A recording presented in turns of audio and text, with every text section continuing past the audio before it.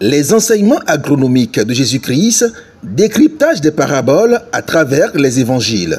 Ce livre de 207 pages, coécrit par Alès Zofon, chercheur au CABES, et Pascal Ourounou, doctorant en théologie, est officiellement présenté au public.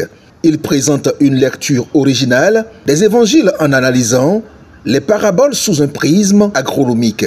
À l'évocation du titre du livre, Les enseignements agronomiques de Jésus-Christ, plusieurs s'exclament. Jésus-Christ a parlé de l'agronomie. Une question. Un titre apparemment invraisemblable, mais qui cache des réalités que nous côtoyons tous les jours, sans savoir ou sans pouvoir les appréhender à leur juste valeur. La réponse est sans équivoque à cette question. Elle est affirmative. En effet, 16 des 28 paraboles répertoriées à travers les évangiles traitent des sujets liés à l'agronomie. Environ 2 tiers, donc, des paraboles de Jésus-Christ sont dédiées à l'agronomie. Dans le livre, le lecteur aura le loisir et le plaisir de découvrir que Dieu est un agronome de premier plan. Le premier livre de la Bible, je veux parler de Genèse. Ce premier livre de la Bible nous renseigne sur le fait que Dieu, après avoir créé le jardin d'Éden, y plaça Adam avec un ordre précis, le cultiver et l'entretenir. La présentation officielle a eu lieu devant un public distingué composé de dignitaires de l'Église protestante méthodiste du Bénin ainsi que des amis et proches des auteurs. Le professeur Jean-Claude Oumenou, vice-président de l'EPMB, a eu l'honneur de préfacer l'ouvrage dont la structure s'articule autour de 4 chapitres. C'est donc dans cette même démarche originale de réconciliation de la science et de la religion que se sont engagés le professeur directeur Alex Belliho-Sofou et le révérend pasteur Pascal Ourounou.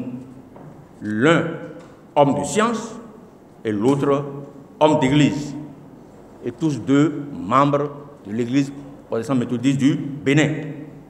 Dans le livre qui nous rassemble cet après-midi et qui est intitulé « Les enseignements agronomiques de Jésus-Christ », le dit ouvrage jette un regard nouveau, une nouvelle lumière sur les évangiles et nous donne une preuve éclatante de ce que la science n'est pas absente du christianisme et que le christianisme n'est pas absent de la science.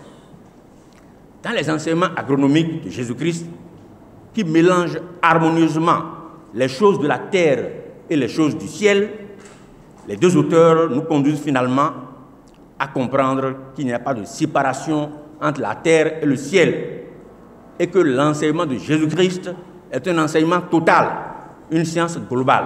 L'ouvrage ambitionne d'être à la fois éducatif, spirituel, satirique, historique, prophétique et agronomique, en combinant des réflexions théologiques et des principes agricoles appliqués à la vie quotidienne. Le parrain de l'événement, Delphin Koudandé, ancien ministre de l'Agriculture, de l'Élevage et de la Pêche, a salué l'initiative des auteurs et l'originalité du message qu'ils véhiculent.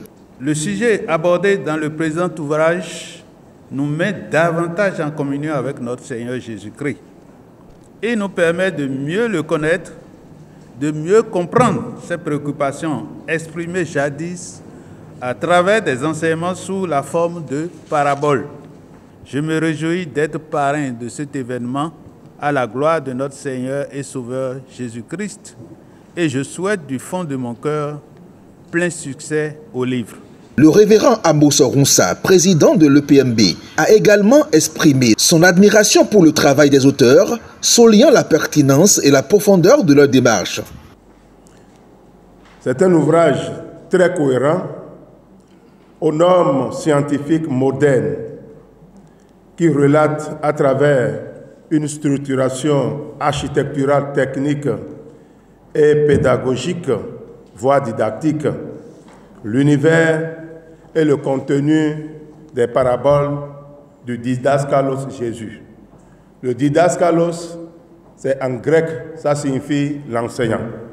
j'ai eu la grâce d'être professeur de grec à l'Université protestante de l'Afrique de l'Ouest. Cet ouvrage, fruit d'une collaboration fructueuse entre la théologie et les sciences agronomiques, promet de nourrir tant l'âme que l'esprit des lecteurs, tout en offrant une nouvelle manière d'aborder les évangiles dans le monde moderne. Pour refléter au mieux notre engagement envers les communautés au Bénin, en Afrique et dans le monde, votre plateforme média Reporter Bénin Monde embrasse une plus large vision et devient Reporter Média Monde. Nous sommes le trait d'union entre les communautés et les gouvernants. Suivez-nous via notre site www.reportermediamonde.com et en vous abonnant à nos différentes pages sur les réseaux sociaux. Reporter Média Monde. Nous faisons de votre information l'actualité du moment.